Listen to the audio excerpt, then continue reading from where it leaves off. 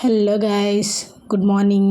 திங்கட்கிழமை காலையில் பாருங்கள் 7 மணி. ஆனால் பார்த்தீங்களா கிளைமேட்டை, மழை கொஞ்சம் கொஞ்சமாக ஆரம்பித்து நேற்று கொஞ்சம் கொஞ்சம் ஆரம்பித்து நைட்டு வச்சு செஞ்சிச்சு. இப்போது கொஞ்சம் தூறல் விட்டு மறுபடியும் அப்படியே ஆரம்பிக்குது. ஃபஸ்ட்டு மழைன்னு சொன்னாங்க, அப்புறம் மிதமான மழைன்னு சொன்னாங்க, அப்புறம் இப்போ கனமழைன்னு சொல்லியிருக்காங்க.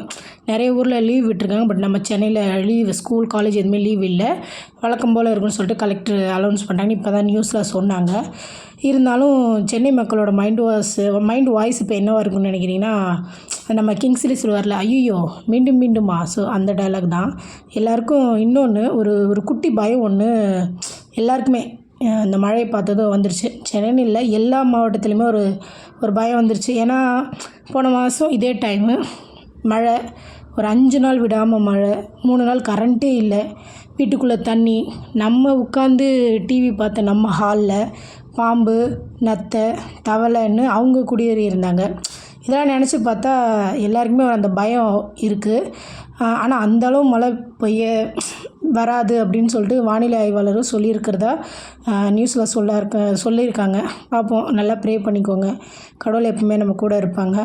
அப்புறம் முக்கியமான விஷயம் ஒன்றுங்க, இப்போது கொரோனா பரவல் கொஞ்சம் கொஞ்சமாக அதிகமாகிட்டு இருக்குதுன்னு சொல்கிறாங்க. கண்டிப்பாக எல்லோரும் நிலவேம்பு கஷாயம் குடிங்க. தண்ணி சூடு பண்ணி கொடுங்க. நல்லா ப்ரோட்டீன்ஸ் இருக்கிற சாப்பாடு, சத்தான சாப்பாடு எடுத்துக்கோங்க.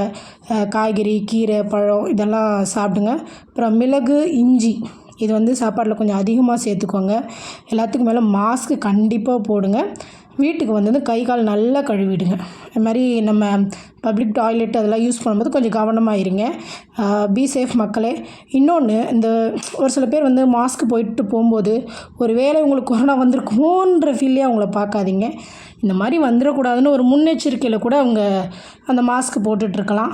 ஸோ அது நம்மளுக்கு ஒரு அவேர்னஸாக இருக்கும். அதை பார்க்கும்போது ஐயோ நம்ம போடாமல் வந்துட்டோம், கண்டிப்பாக மாஸ்க் போடணுன்ற அந்த ஃபீலும் நம்மளுக்கு கொடுக்கும். ஸோ கண்டிப்பாக மாஸ்க்கு போடுங்க. ஆமாம், அதுமாதிரி இப்போ மழை பெஞ்சிட்ருக்கிறதால கையில் கொடை வச்சுக்கோங்க. பிள்ளைங்க ஸ்கூலுக்கு கிளம்பும்போது ரெயின் கோட்டோ இல்லை கொடையோ கண்டிப்பான முறையில், மழை தான் இல்லையே வேண்டாம் அப்படின்னு நினைக்காதீங்க, பேக்கில் வச்சு விடுங்க.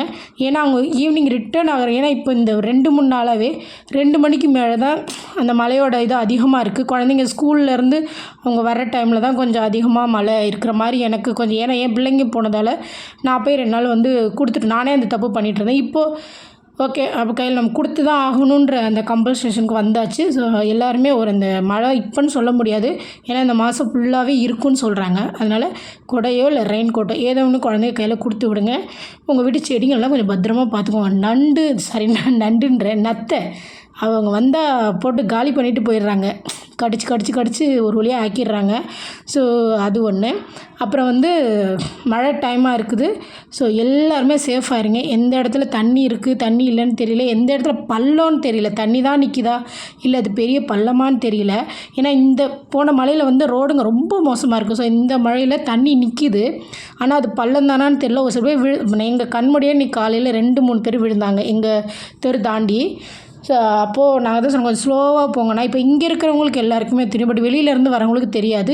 ஸ்கூல் வேன் டிரைவர்ஸும் கொஞ்சம் ஸ்பீடை கண்ட்ரோல் பண்ணி போங்க, ரொம்ப ஸ்பீடாக போகிறாங்க. ஸோ இதுதான் என்னையோட நியூஸு. Okay friends.